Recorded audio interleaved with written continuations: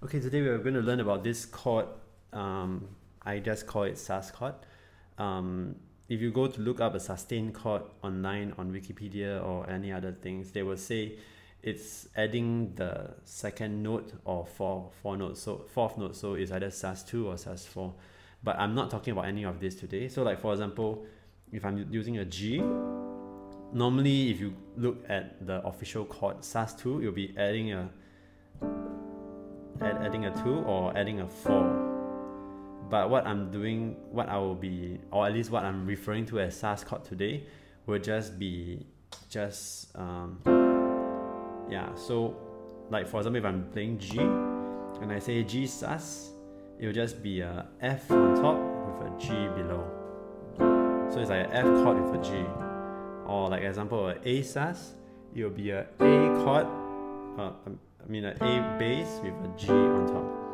So how you derive this is just like, for example, if I'm saying G Sus, so G, and then I just use the chord below, the chord of a tone below it. So G is here, F is a tone below, so I play a F chord with a G below.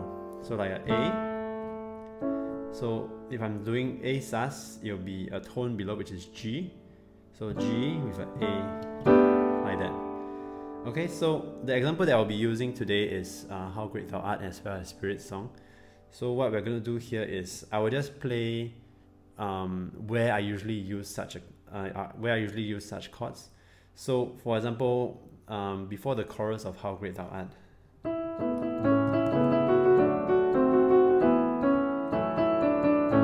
normally we will just go right into the chorus. So this is an A. Then A again, but I'll usually add a Sus chord before that. So this is A, and I will do a E Sus. So E Sus is E bass with a D on top. So as you can hear, what this Sus chord does is that it creates anticipation for the chorus.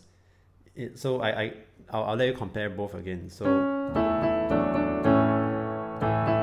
without the Sus chord, with the Sus chord,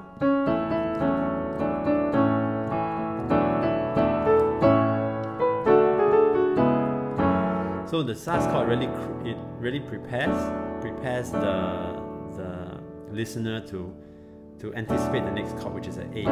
Whereas if we are still in the A and we carry on to the A, it's just a repetition of it. Whereas if we have a Sus chord, it creates the anticipation for it. So it makes the chorus more welcoming, that kind of thing. The other song I'll use is Spirit Song. So it's in the key of F.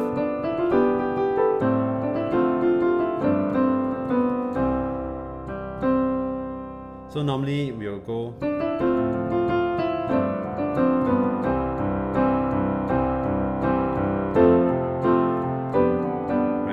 So it ends with C, the chord C, B minor, then G, C.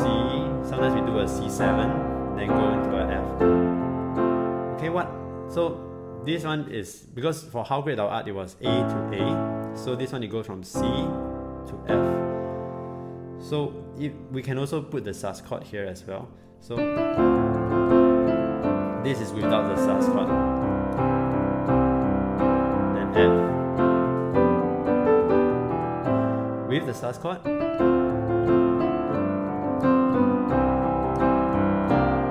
so Sus, B flat with B flat on top with C, so it's a C Sus.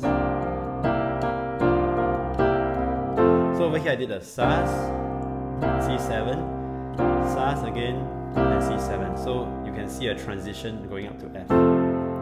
Okay, I'll play one more time.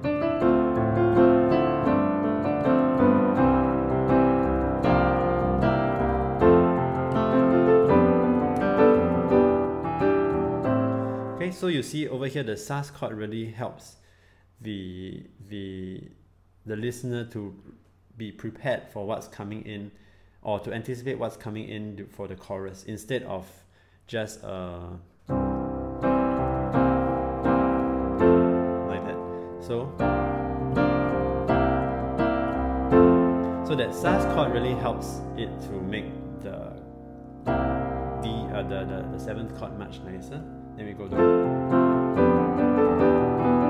Okay, I'll do just the How Great Thou Art one again.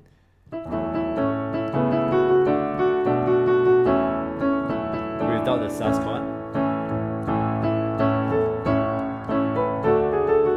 Okay, now with the Sus chord.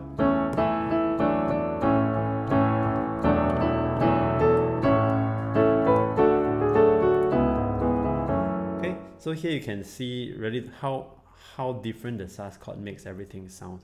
So just by adding the Sus chord into your chord list, it will really brighten up your entire accompaniment as well. So just to recap, we have the major chord, the minor chord, the dominant chord, and then the Sus chord.